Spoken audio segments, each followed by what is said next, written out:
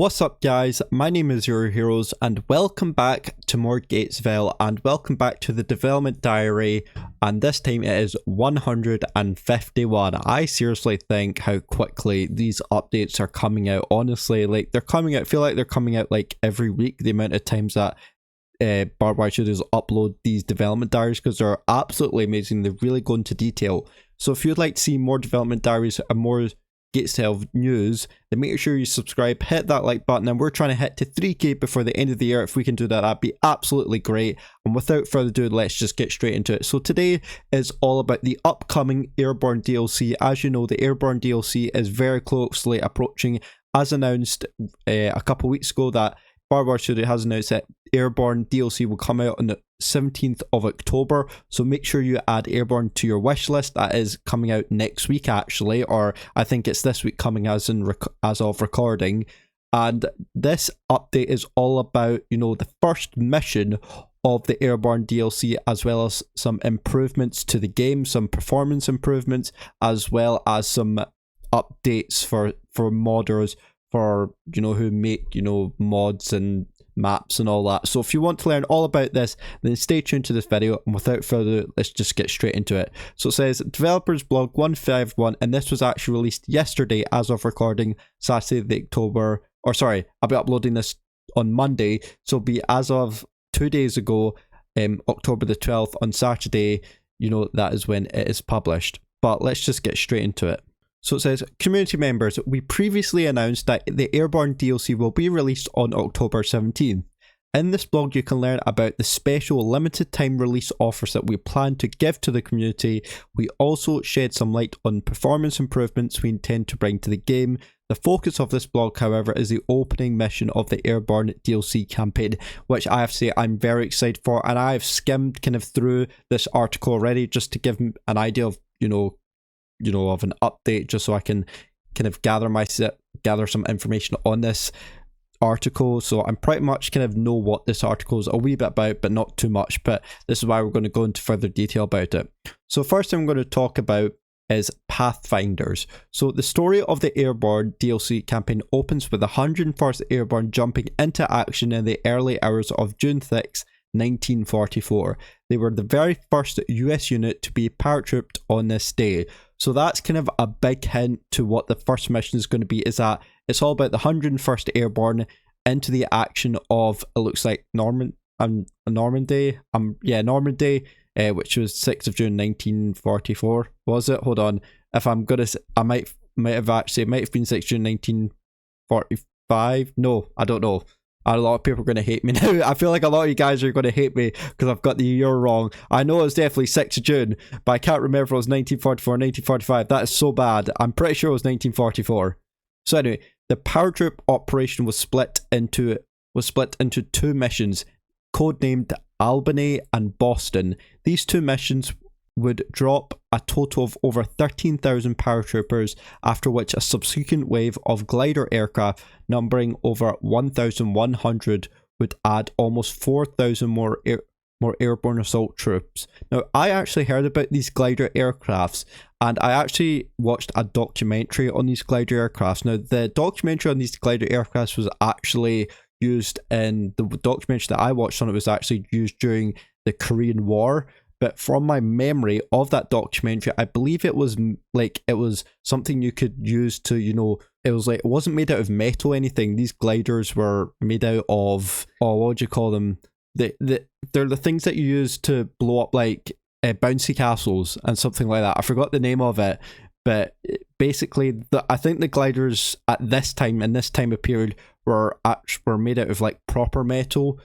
Proper materials, where this was made out of like the type of stuff you use to blow up a hot air balloon. The documentary that I watched, I know this has got nothing to do with it, but I don't know, I think it's a completely different glider, which it is, but the one that I watched was very interesting to link. I might actually link that down below because it was very interesting. Since the first paradrop wave involved over 800 aircraft operating in darkness, air traffic was going to be very dense, and it was going to be absolutely essential to offer pilots some form of guidance to the 6 drop zones. So in this picture here, I'll zoom it out a wee bit so you guys can see, is that I'll zoom out even more. So as you see that, I'll maybe try and zoom it in. So you got the airborne plan. So you can see that where my kind of mouse is, this is the LZ. This is where everybody will be landing, or supposedly. And then the 6 points here would be where the gliders drop. So you've got, you know, 6 points of where the, you know, or the glider landing zones, and then the red dots are where the enemies were, kind of going along all the way along the coast here. There's Utah Beach right there. I think that's where the Canadians landed. Was it Utah or is it Americans? I can't remember. Everyone's going to shout at me. I am very sorry if I got that wrong. So yeah, this is actually, and this photo here was actually a source from the Historical Division Department of the Army in 1947. So I believe this was like some sort of actual map taken from the time of 1947, I think. And you can see that it's very well planned. You can see that where they're going to land, you know, which points they have to, where the gliders have to go. And this is in the middle of France. So this is like in the middle of the night, you know, during this operation. So it's absolutely really cool to see what actually happened on this map. It's good to see like a visual map of what went down during the time and what their plan was, which is so cool. So, and it was amazing that it was like 800 aircraft. You had 13,000 paratroopers, with a numbering over an additional 1,100 would add almost 4,000 more airborne assaults. So yeah, it's like almost like 16,000 air paratroopers. I know my math isn't correct, but you know, it roughly adds up to that number. Probably not, but you get my point. A lot of damn paratroopers, and it just shows that the fact that there were so many paratroopers in these 6 landing zones or 5, I can't count for shit. It just shows how massive this scale operation was, and it's so cool to see. So about 30 minutes ahead of everyone else, the Pathfinders of the 101st were dropped over France.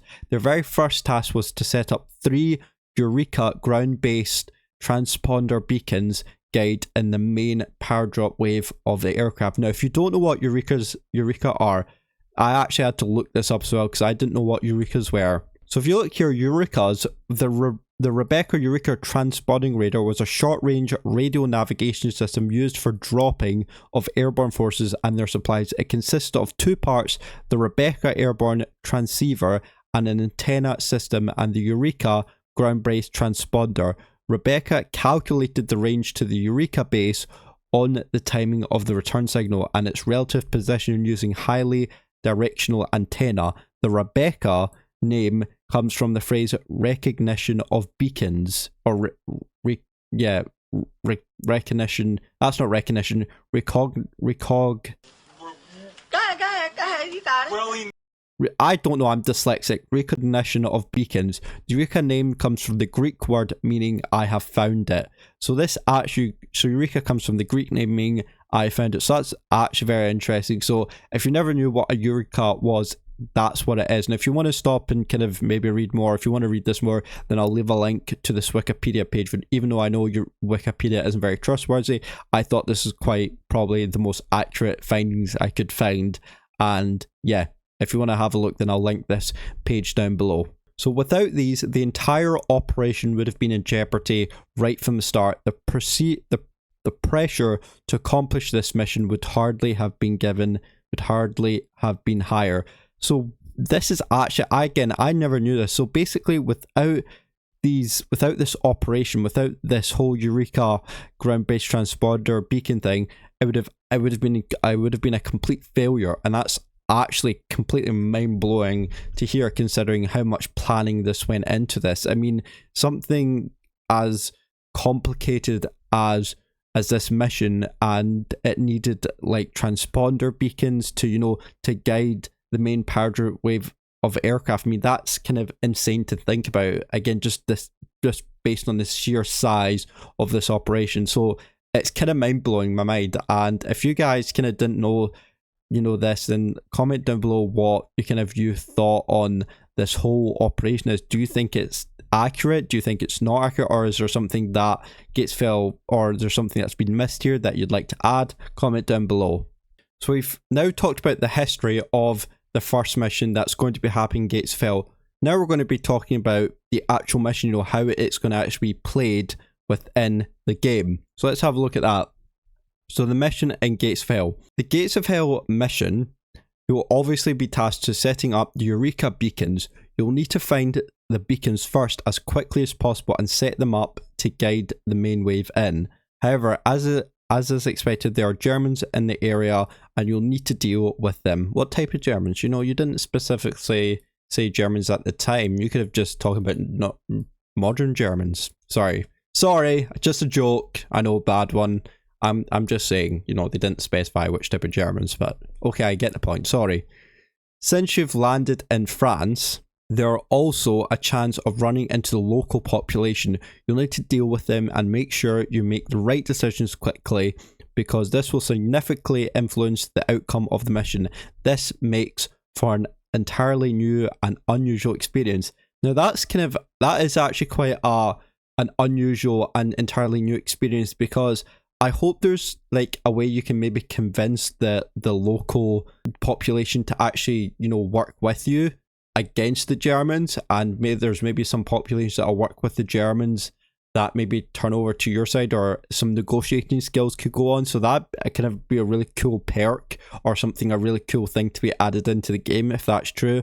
Or maybe there's just the general population who are just, you know, just doesn't want to side with you and you have to kill them, kind of like you have to do with the Germans. So this is very true. This is a very new, entirely new and unusual experience, but I hope there's like some sort of negotiating button you can maybe press or something like that to maybe get maybe intel on the German positions from the local population, or again just some negotiating skills to help them fight with you, so you can get, you know, more troops to help you fight. So this is all very interesting. Some ideas that kind of came into my mind when I heard this. So if I'm hoping I'm right, Gatesville, but then again, I don't know. Let me know what your thoughts are below on this kind of outcome, because I believe this could be a really cool system if this was true. So setting up the beacons is one thing.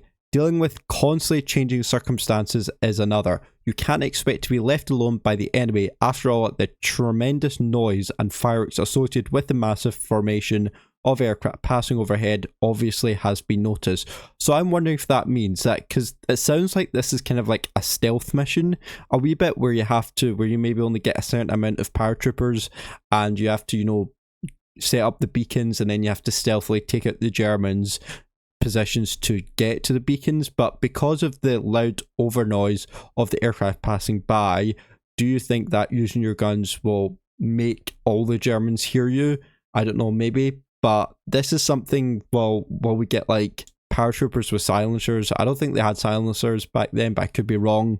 But if it's true, then it would be really cool to kind of maybe see if the Germans actually do respond to, you know, actually you shooting. They will obviously react to you shooting, but I meant like other German positions, would they react to you shooting, and then it'll be kind of like one big force coming in to kind of come and kill you just for getting into one, just to try and receive one beacon position. So I don't know. What it basically means is that is other Germans going to hear? Are the enemy going to hear you when you start shooting the enemy?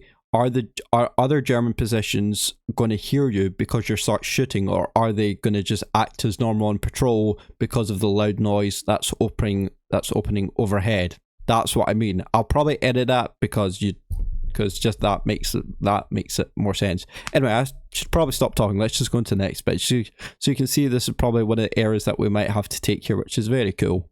But it's like looks like you get some guy with like a MG42 possibly, and assault rifles. Really actually quite cool the way that these airborne are actually dressed up. Very real. One's got an RPG, so it could be dealing with, you know, lightly armored vehicles or tanks. You never know, anything could happen in this. So in truly paratrooper style, you'll have to deal with many different situations, and just like it happened in real life, you'll have to adapt to these new situations swiftly. While you improvise, adapt, and overcome, the mission progresses quickly with something unexpected lying around each corner. The new set of tactical instruction videos will tell you about the many challenges and objectives. These could be anything, but we're not going to spoil them.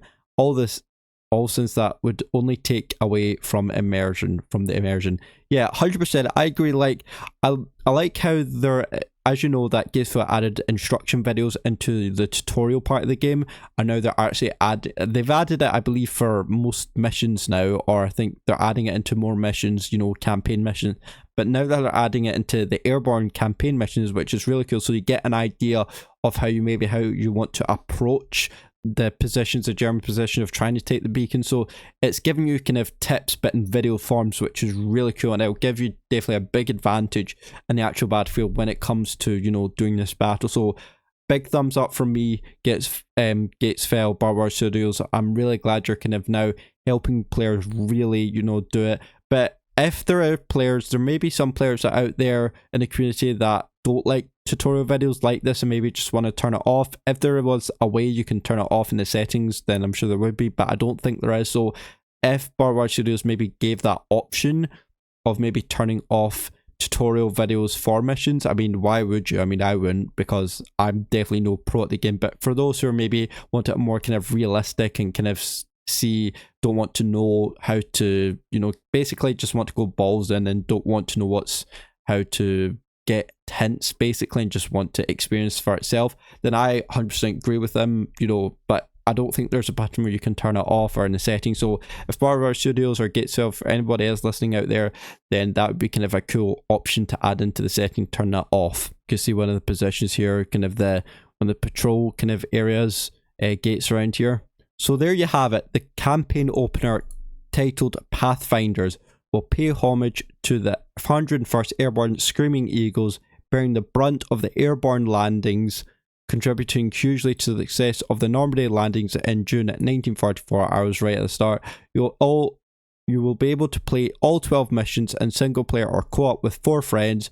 You can achieve all objectives in this mission. So yeah, if you want to play with friends, absolutely go ahead. It probably makes it a lot easier, as well as put it on hardcore difficulty, as you'll get all the Steam achievements as well. Cool, so that is all you need to know about the new Airborne DLC first mission. What do you guys think of it? Do you think that this is a really good way that Gatesville kind of brought you into it? Because I do. I think this is a really cool way. The fact that Barbedwire Studios is kind of saying, you know, this is what's going to be involved, this is the history behind it, and it's really cool. So let me know what your thoughts are down below in the comments down below. Do you kind of like the idea of this, or do you kind of think that they should have kept it secret and just waited for just the campaign to be released? But I think they always do this with DLCs on the first mission. So again, I'm really happy, very, very happy. Gatesville, Barbedwire Studios, well done.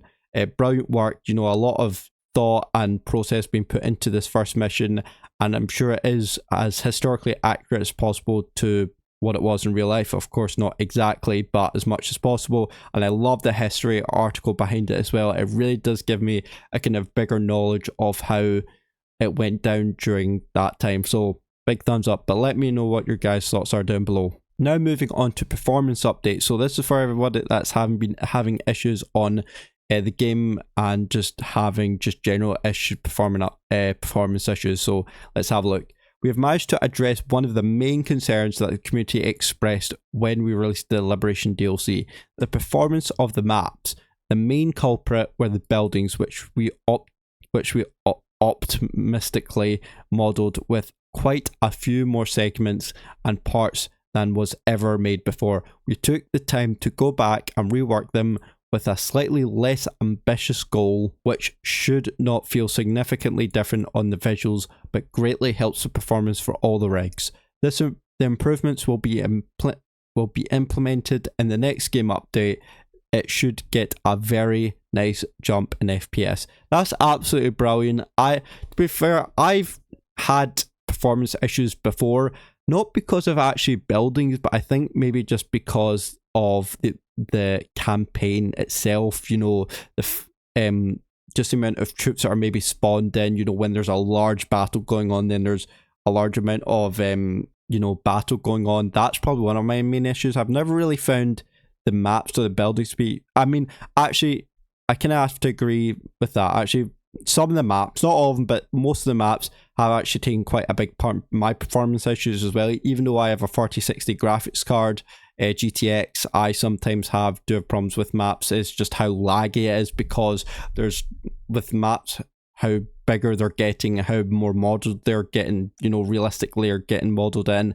It just becomes more difficult to play. So I'm really glad they're getting addressed this, and I actually agree with this because I've had this issue before. So I'm really glad Gatesville are actually paying attention to this now, even though it should have probably been done earlier on. But then again, they were concentrating on this update and they're working on another DLC. So they have a lot going on, but props to, again, big thumbs up from me to absolutely just nail this in the head, and it will hopefully help. And they said it will help all performance issues for all rigs. So it doesn't matter if you have a high performing PC or low performing PC, it will affect everybody's performance for the better. So absolutely happy days for that. And let me know what your thoughts are below on this. Is this going to help your performance, or is it going to worsen your performance? Let me know.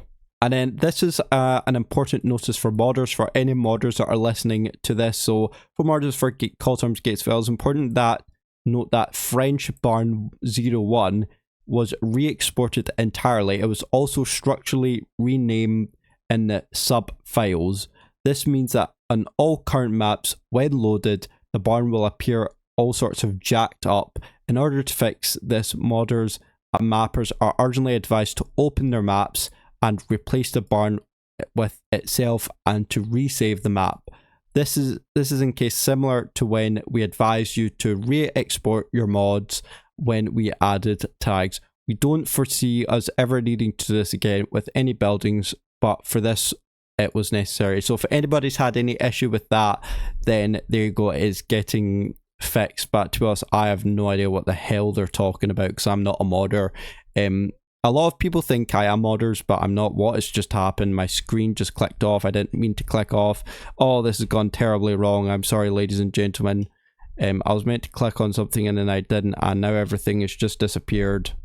So sorry about that. So yeah, if anybody's had any issues with the mod thing, with this French Barns, then there you go. There's an update for it. Like I said, I'm not a modder, so I have no idea what they're talking about. I've tried modding before, but there is something I would like to say, that if Gates of Hell can make a tutorial video for in the game, why can't they make a video tutorial for making mods? I would love to make mods, and there is a whole article that you can read to help you make a mod, but this tutorial is like 12 years old. This tutorial is actually the same tutorial used when Men of War Assault Squad 2 came out. That's how old it is, and it just really needs updated. And I'm imploring Gatesville Barbedwire Studios to really try and actually pay attention to mods, or give new modders like myself who maybe want to try mod to make an easier solution for this. I want to mod, I want to make mods, I want to make maps, but I only know how to do the simple things. I think I've only made like one video on mods, which is how to load a map. That's all I can really do, and all I really know how to do is load a map, spawn some items, and that's about it. I don't know how to script anything. I don't know how to do this, and maybe that's on me, yes, but Gatesville Barbedwire Studios, maybe the main big thing you can do after the British DLC comes out is maybe do a whole, rework on a tutorial video on making mods. I think this would generally, absolutely boost the Steam Workshop for Gatesville and make it a lot better.